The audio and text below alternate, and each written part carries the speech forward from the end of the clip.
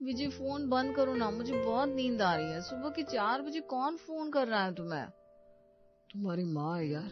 तो जाओ बाहर जाकर बात करो, मुझे सोने दो। मैं कहीं नहीं जा रहा हूँ, तुम बात करो। मैं नहीं कर रही हूँ, तुम करो और मुझे सोने दो। विजय ने फोन उठाया और सामने से उसकी सासू माँ बोली, हेलो दामाद जी, कैसे हैं आप? सासू माँ, कल रात को सोने से पहले तो बात हुई है, सुबह तक कैसा होगा? हाँ हाँ सही है, वो तो मुझे आपकी फिक्र हो रही थी ना, इसलिए हालचाल पूछने को फोन किया। यार सब ठीक है, तभी अच्छा हो, लीजिए अपनी बेटी से बात कीजिए। उससे तो मेरी बात हो गई थी, मैंने तो आपके लिए फोन लगाया है। मेरे लिए? क्या काम है मुझसे? अरे आज मंगलवार है ना, तो आज पीली शर्ट पहनकर बाहर मत निकलना। ठीक है सासू माँ, और कुछ? और हाँ, जूते चप्पल मत पहनना आज के दिन। अरे बिना जूते चप्पल के ऑफिस कैसे जाऊंगा सासू माँ? वो सब मैं नहीं जानती, आपसे जो कहा है वो करो। ठीक है सासू माँ। क्या बोला माँ ने? यार तुम्हारी माँ को मुझसे प्रॉब्लम क्या है? हर दिन मुझे कॉल करके कुछ न कुछ बताती रहती है। अरे वो थोड़े पुराने ख्यालों की है ना, समझो ना उनको, वो बस तुम्हारा भला तो चाहती है।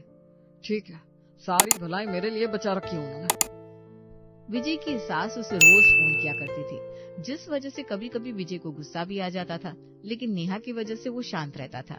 उस दिन वो बिना जूतों के ही ऑफिस पहुंचा।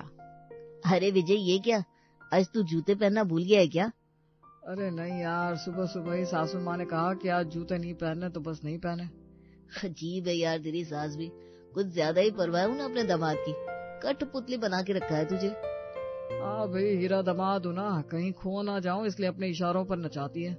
चल यार, तेरे मूड को ठीक करते हैं, एक एक कप चाय मंगवाते हैं। अक्सर विजय को अपनी सास की वजह से बातें सुननी पड़ती थी, लेकिन वो कुछ कर भी नहीं सकता था। यमुना देवी, तुम मेरी बात पर यकीन नहीं करोगी, ऐसी खबर लाई हूँ। ऐसी कौन सी बात हो गई भाई? अपने सरपंच जी कितना घमंड में रहते थे बेटी की शादी शहर में करके। हाँ तो? अरे ऐसे मुंह के बल गिरे हैं कि किसी को मुंह दिखाने लायक नहीं बचे। अब तो साफ साफ बताएगी भी या नहीं? अरे उनके उस शहर वाले दामाद के ना 2 जगह और चक्कर चल रहे थे। हे राम राम राम, ये क्या कह रही हो तुम? अब तुमसे झूठ कहूंगी क्या? पूरे गांव को पता है। ये तो बहुत बुरा हुआ उनके साथ। वैसे तुम्हारी बेटी और दामाद भी तो शहर में रहता है ना? अरे नहीं नहीं, मेरे दामाद जी तो बहुत अच्छे हैं, वो ऐसा वैसा कोई काम कर ही नहीं सकते। तुम अपनी हो इसलिए बता रही हूँ। जिस पर सबसे ज्यादा भरोसा होता है ना, धोखा वही करता है। अब तू ना फालतू की बातें मत कर। मेरी बेटी और दामाद की जिंदगी बहुत अच्छे से कट रही है, मेरी तो रोज अपने दामाद से बात होती रहती है। हाँ, मुझे जो लगा मैंने कहा, बाकी तुम समझदार हो। अब चलती हूँ। यमुना देवी ने अपनी पड़ोसन की बातों को भले ही नजरअंदाज कर दिया, लेकिन उनके मन में शक तो पैदा हो चुका था। उन्होंने अपने दामाद को फोन लगाया। अरे नेहा, क्या यार, फिर सासू माँ का फोन? अरे जब से शादी हुई है एक दिन ऐसा नहीं गया कि उन्होंने मुझे फोन ना किया हो। आज सुबह ही तो बात हुई थी। अरे तो इतना क्यों चिढ़ रहे हो? कर लो ना बात उनसे, उन्हें आपकी चिंता है। ऐसी कैसी चिंता है भाई, जो सिर्फ मेरी हो रही है और तुम्हारी नहीं? मैं तो उनकी बेटी हूँ, आप दामाद हो, आपको तो पता है दामाद की क्या इज्जत होती है। अब देखो, जब तक फोन नहीं उठाऊंगा ये बजाती रहेंगी। अरे तुम बात करो, मैं हेमा को चाय बनाने के लिए कहती हूँ। हाँ, इसके बाद सर दर्द होने वाला है। अरे बस भी करो, माँ है वो मेरी। विजय ने फोन उठाकर कान से लगा लिया। दामाद जी, इतनी देर क्यों लगा दी फोन उठाने में? वो फोन चार्जिंग पर था सासू माँ। अच्छा अच्छा, बताओ तुम्हारा ऑफिस कैसा चल रहा है? मेरा ऑफिस बहुत अच्छा चल रहा है। आज आपको ऑफिस की चिंता कैसे हो गई? मुझे तो हर बात की चिंता होती है दामाद जी। वैसे आप एक बात बताइए, आपके ऑफिस में कितनी लड़कियां होंगी? हाँ सासू माँ, क्या पूछा आपने? अरे ऐसे ही पूछ रही हूँ, कितने लोग काम करते हैं आपके ऑफिस में? 150 लोग हैं सासू माँ, और मैंने गिनती नहीं की है कि कितनी लड़कियां हैं कितने लड़के। कल गिनकर बताता हूँ। अरे नहीं नहीं, कोई जरूरत नहीं है। अच्छा फोन रखती हूँ। अरे अपनी बेटी से बात तो कीजिए। उससे हो गई मेरी बात, अभी रखती हूँ, अपना ध्यान रखना। यमुना देवी ने फोन काट दिया और सोच में डूब गई। इस तरह से तो मैं कुछ भी नहीं कर पाऊंगी, जमाना खराब है और मुझे अपनी बेटी की खुशियों की रक्षा करनी है, कुछ न कुछ तो सोचना पड़ेगा। नेहा, कहाँ हो तुम? क्या हुआ, गुस्से में क्यों लग रहे हो? पता है तुम्हारी माँ ने आज मुझसे क्या पूछा? ऐसा भी क्या पूछ लिया कि आपका मुंह बना हुआ है? छोड़ो, तुम्हें तो तुम्हारी माँ ही सही लगेगी। मैं जा रहा हूँ सोने। विजय अपना फोन बाहर ही छोड़कर चला जाता है और नेहा अपने ऑफिस के कामों में लग जाती है। तभी विजय का फोन दोबारा बज उठता है। अरे भैया का फोन बज रहा है। दीदी तो मीटिंग में, मैं ही छुट्टा लेती हूँ। हेलो दामाद जी। अरे माँ जी, आप भैया सोने को गए हैं और दीदी मीटिंग में। अब बोलो तो भैया को जगा दूं? अरे नहीं नहीं हेमा, कोई जरूरत नहीं है भैया को जगाने की, मुझे तुझसे ही काम है। अरे माँ जी, मेरे से क्या काम है आपको? मैं गाँव तक नहीं आ पाएगी। अरे मैं तुझे यहाँ काम के लिए नहीं बुला रही हूँ, तू जहाँ है वहीं रहकर काम कर, लेकिन किसी को बताना नहीं। ऐसा क्या काम है माँ जी जो किसी को बताने का नहीं? मेरी बात ध्यान से सुन, कोई आसपास तो है नहीं ना? नहीं नहीं माँ जी, कोई नहीं है, मैं सुन रही है, बोलो ना। सास हेमा को काम बताती है। माँ जी, अब चिंता न को करो, आपका काम मेरा काम, अब बेफिक्र होकर रहो, मैं सब संभाल लेगी। मुझे मालूम था हेमा तू कर लेगी। हेमा फोन रख देती है और किचन में काम करने लगती है। चलो, अब मेरी एक चिंता तो कम हुई। अगले दिन विजय मॉर्निंग वॉक पर निकलता है और हेमा भी जाने लगती है। हेमा, तुम कहाँ जा रही हो? दीदी माई ना वो बंटी का किताब स्कूल में देने को जा रही, अब भी आती है। हेमा भी विजय के पीछे पीछे लग जाती है और छुप कर उस पर नजर रखने लगती है। विजय सुनो ना, ये लाइट का बिल भर कर आओ ना जरा। ठीक है, लाओ। दीदी मेरे को ना एक बहुत जरूरी काम याद आ गया है, मैं अब भी आती है। ठीक है, जल्दी आना। विजय बिल भरने के लिए निकल जाता है और हेमा उसके पीछे पीछे जाती है। कई दिनों तक हेमा विजय का पीछा करती है और उसकी सास को फोन करके एक एक खबर देती है। माँ जी, अभी तक तो कोई गड़बड़ नहीं है, भैया जिधर को बोल कर जाते उधर ही जाते। बहुत अच्छे हेमा, तू नजरें बनाए रख। अच्छा माँ जी, बाद में बात करती है, अभी भैया किधर जा रही है? हाँ तो चल जा जा, तू उसके पीछे जा। विजय के निकलते ही हेमा भी निकल गई। अरे ये देखो तो, बहुत दिनों से देख रही हूँ मैं। हाँ, कहीं तुम भी वही तो नहीं सोच रही जो मैं सोच रही हूँ? पता नहीं नेहा को पता भी है या नहीं, लेकिन आजकल जब भी विजय निकलता है उसकी काम वाली भी आसपास ही रहती है। पूरे मोहल्ले को लगने लगा है अब तो विजय का और इस काम वाली हेमा का कोई ना कोई चक्कर चल रहा है। दोनों एक दूसरे के इर्द गिर्द घूमते दिखते हैं। नेहा बेचारी बहुत भोली है, विजय तो मुझे शक्ल से ही ऐसा लगता था। मुझे भी ना शुरू से विजय कुछ ठीक नहीं लगता था, और देखो अब उसकी हरकतें। खैर छोड़ो, हमें दूसरों की जिंदगी से क्या करना। धीमे धीमे मोहल्ले में विजय और हेमा के बारे में बातें होने लगी थी और उड़ती उड़ती खबरें नेहा के पास भी आई। नेहा, बहुत दिनों से मैं तुमसे कुछ कहना चाह रही थी, लेकिन ऑफिस की वजह से टाइम ही नहीं मिला तुमसे मिलने का। हाँ यार, ऑफिस में ना मैं भी बहुत बिजी रहती हूँ, इसीलिए तुम मिसेस शर्मा की किटी में भी नहीं आ पाई।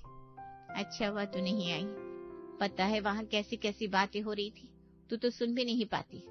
क्या बात है, ठीक से बताना, मुझे टेंशन हो रहा है। वो ना तेरे पति और तेरी कामवाली की बातें चल रही थी। क्या? हाँ यार, कह रहे थे कि विजय जी हेमा के पीछे पीछे घूमते हैं, वो दोनों आसपास ही दिखते हैं। अरे कुछ भी मत बोल शालिनी, तू मेरी पड़ोसी है तो क्या कुछ भी बोलेगी? मैं तो बस बता रही थी जो मैंने सुना, बाकी तेरी मर्जी। मैं जाती हूँ, बहुत काम है। हाँ जा, बाद में मिलेंगे। शालिनी वहाँ से चली गई। नेहा ने उसकी बात को नजरअंदाज कर दिया। नेहा सुनो, मैं जरा दुकान तक जा रहा हूँ, तुम्हें कुछ चाहिए क्या? नहीं विजय, मुझे कुछ नहीं चाहिए, आप जाओ। तुम्हारा मूड तो ठीक है ना? पहले तो लंबी चौड़ी लिस्ट बना देती थी, आज कुछ नहीं चाहिए? नहीं, मेरा मन नहीं है, जाओ ना तुम। ठीक है। विजय के निकलते ही हेमा भी जाने लगती है, तभी नेहा उसे रोकती है। तुम कहाँ जा रही हो हेमा? अरे दीदी, वो चाय पत्ती खत्म हो गई है तो वो लेने को जा रही है। हेमा वहाँ से चली जाती है और नेहा किचन में जाती है। चाय पत्ती तो रखी हुई है, फिर हेमा की बच्ची ने मुझसे झूठ क्यों बोला? नेहा के मन में शालिनी की कही बातें गूंजने लगती है और वो अपने कमरे में आ जाती है। ये मोहल्ले वालों को क्या हुआ, मुझे ऐसे क्यों घूरने लगे आजकल? कहीं मेरे चेहरे पर कुछ लगा तो नहीं है? अरे विजय भैया, कैसे हो आप? मैं तो ठीक हूँ, तुम कब आए हॉस्टल से? मैं सुबह ही आया। आप कहीं जा रहे हो क्या? यही नुक्कड़ तक, चलो तुम भी। हाँ हाँ, चलो चलो। आकाश, कहाँ जा रहे हो तुम? अभी आता हूँ मम्मी। अभी आता हूँ नहीं, अभी ही आ जाओ। मम्मी क्या हुआ, क्यों गुस्सा कर रही हो? कितने दिन बाद तो विजय भैया से मिला हूँ। कोई जरूरत नहीं है मिलने की ऐसे लोगों से। तुम चुपचाप घर आते हो कि पापा को बुलाओ? आता हूँ ना मम्मी। पता नहीं मम्मी को क्या हुआ है। अच्छा भैया चलता हूँ।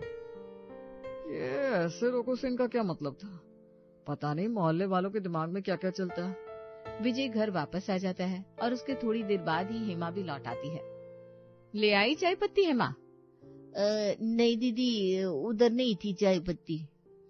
ठीक है। अभी तक तो सब सही चल रहा है, लेकिन भैया आपके ऊपर पूरी नजर है मेरी। अगर एक कदम भी इधर उधर गया तो आपको माँ जी छोड़ेगी नहीं। अगले दिन विजय काम के लिए निकलने वाला था कि उसकी सास का फोन आ गया। नेहा, ये तुम्हारी माँ का फोन आ रहा है। हाँ तो कर लो ना बात, मुझसे क्या पूछ रहे हो? अब तुम्हारे मूड को क्या हुआ? कुछ नहीं, मुझे परेशान मत करो। अजीब बात है, जिसे देखो मुझे ही सुनाया जा रहा है, ऊपर से किया सासू माँ। विजय ने कॉल उठाया और अपनी सास से बात करने लगा। बताइए सासू माँ, कैसे याद किया? अरे विजय बेटा, आज तूने सफेद शर्ट तो नहीं पहनी ना? अरे क्यों सासू माँ, पहनी है मैंने, आज मेरी मीटिंग है। आपकी राशि देखी मैंने, अभी अच्छी नहीं चल रही है। आप सफेद को नीली शर्ट से बदल लो, नहीं तो कुछ भी बुरा हो सकता है। कैसी बात करिए सासू माँ, मैं किसी राशि वाशी में नहीं मानता। अच्छा तो फिर मैं नेहा से कहती हूँ। अरे नहीं, उसका मूड पहले से खराब है, मैं चेंज कर लेता हूँ। विजय शर्ट बदलकर ऑफिस जाने के लिए निकला, तभी उसे हेमा बाहर मिली। क्या हुआ हेमा, तुम परेशान क्यों लग रही हो? अरे भैया आप घर पर ही थे, मेरे को लगा आप ऑफिस चले गए होंगे। नहीं, बताओ क्या बात है। मेरा पति ने अपना खाने का डब्बा लेकर जाने का भूल गया है। अब जिस रास्ते से ऑफिस जाता है उधर इस दुकान है ना उसकी। हाँ तो लाओ, डब्बा दे दो मुझे, मैं दे दूंगा। डब्बा तो घर पर है भैया, अब मेरे साथ चलो ना, मैं आपको डब्बा दे देती है। ठीक है चलो। विजय हेमा को गाड़ी में बिठाकर उसे घर लाता है। अरे ये तो विजय की गाड़ी है, लेकिन विजय यहाँ क्यों आया है? हेमा का घर है ये तो। हे भगवान, अब बात यहाँ तक पहुँच गई, नेहा को बताना ही पड़ेगा। ठीक है हेमा, मैं ये डब्बा तुम्हारे पति को दे दूंगा। थैंक यू भैया। शालिनी भागी भागी नेहा के घर आती है और कहती है, नेहा नेहा मेरी बात सुन। अरे क्या हुआ, तू सांस तो ले पहले। सांस तो तेरी अटकने वाली है, अभी पता है मैंने क्या देखा? ऐसा लग रहा है जैसे भूत प्रेत देख लिया हो। अरे नहीं, उससे भी खतरनाक, मैंने तेरे पति विजय को देखा हेमा के घर। क्या? ये क्या मजाक है? मजाक नहीं है, सच कह रही हूँ, खुद अपनी आंखों से देख कर आ रही हूँ मैं। अब मैं क्या करूं, विजय मुझे धोखा दे रहा है। नेहा अपनी पड़ोसन शालिनी से बात कर रही थी, तभी दरवाजे पर दस्तक होती है। तो रुक मैं देखती हूँ। अरे शालिनी बेटा, कैसी हो तुम? आंटी जी मैं तो ठीक हूँ, लेकिन आपकी बेटी ठीक नहीं है। क्यों, क्या हुआ नेहा को? माँ, मैं बर्बाद हो गई, मेरा घर लूट गया। अरे क्या हुआ नेहा, इस तरह से क्यों रो रही है? दामाद जी ने कुछ कहा है क्या तुझे? उन्हें तो जो कहना था वो किसी और से कह लिए, अब मुझसे कहने के लिए कुछ बचा नहीं। अरे आखिर बात क्या हुई, मुझे बताएगी? माँ क्या बताऊं, किस मुंह से बताऊं? अरे जिससे रो रही है उसी से बता चल। माँ, विजय का चक्कर चल रहा है, वो मुझे प्यार नहीं करते। क्या कहा तूने? दामाद जी का चक्कर? आने दो, दामाद जी को बताती हूँ मैं उन्हें। नहीं माँ, भी कुछ मत बताओ, मैं उन्हें पसंद नहीं हूँ, अब मैं उन्हें तलाक दूंगी। हाँ बेटा, लेकिन ये तो बता चक्कर किसके साथ चल रहा है? नेहा कुछ कहती तभी हेमा घर में आती है। दीदी क्या हुआ, अब रो क्यों रह ली? और माँ जी आप इधर, आपकी तबीयत तो ठीक है ना? अरे मैं ठीक हूँ। मेरा घर खा गई चुड़ैल। दीदी ये अब मेरे को देखकर ऐसा काय को बोल रही है?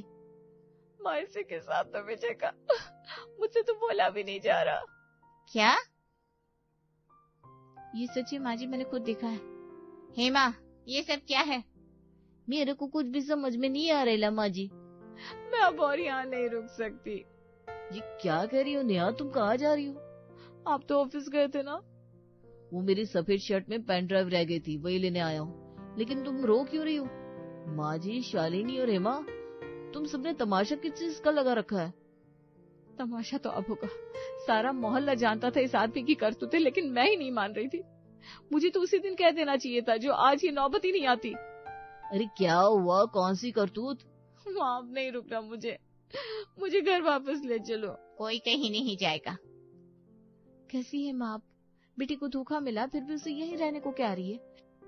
अरे मोहल्ले के एक एक आदमी ने देखा है हेमा और विजय को साथ में। मेरी बात सुन बेटा, ये सब मेरी ही गलती है। मुझे भी कोई समझाएगा कुछ? माँ, इसमें किसी की नहीं बल्कि इस आदमी की गलती है। मैंने ही हेमा को कहा था विजय पर नजर रखने को, इसलिए हेमा उसके पीछे पीछे घूम रही थी। क्या कहा? आपने कहा था? लेकिन क्यों? ताकि विजय कहीं और चक्कर ना चला सके। लेकिन बेटा ये सब मैंने तेरे लिए किया था। माँ, ये सब क्या किया तुमने? अभी अगर तुम कुछ ना बताती और मैं विजय को छोड़ देती तो? मुझे नहीं पता था बात इतनी बिगड़ जाएगी। इसीलिए मोहल्ले वाले मुझसे सीधे मुंह बात तक नहीं कर रहे थे। पता कितनी बेइज्जती हुई है मेरी आपकी वजह से। सॉरी नेहा, मैंने तेरे पति के बारे में ऐसा कहा। माँ, तुम तो कहती थी ना पति की इज्जत मेरी इज्जत है, लेकिन ये क्या कर दिया आपने, मेरी इज्जत भी डुबा दी। अरे मैं क्या करती, मुझे लगता है ऐसे सब सही होगा। गलत कामों से कुछ सही कैसे हो सकता है माँ? जानबूझकर तुम अपनी ही बेटी का घर तोड़ने वाली थी। मुझे माफ कर दे बेटा, मेरे इरादे गलत नहीं थे। लेकिन आपकी वजह से विजय को कितना गलत बोला मैंने। दीदी, माहिरे को माफ कर देने का। मैंने तो माँ जी ने जो किया वही किया। ठीक है, मुझे अब किसी से बात ही नहीं करनी। माँ, तुम घर जाओ और हेमा तुम भी जाओ। माँ जी, आपकी काम की वजह से मेरी नौकरी चली गई। अरे चल तू मेरे साथ गांव चल, वहीं देती हूँ मैं तुझे नौकरी। नेहा विजय को देखकर रोने लगती है। पता नहीं मैंने क्या क्या सोच लिया था। कोई बात नहीं, जो हुआ सो भूल जाओ। हाँ अच्छा, वो जो बात बिगड़ने से पहले ही साफ हो गई। अब मैं चलती हूँ, मोहल्ले वालों को भी बता दूंगी जिससे वो आपको गलत ना समझे। शालिनी वहां से चली जाती है और विजय नेहा को गले से लगा लेता है।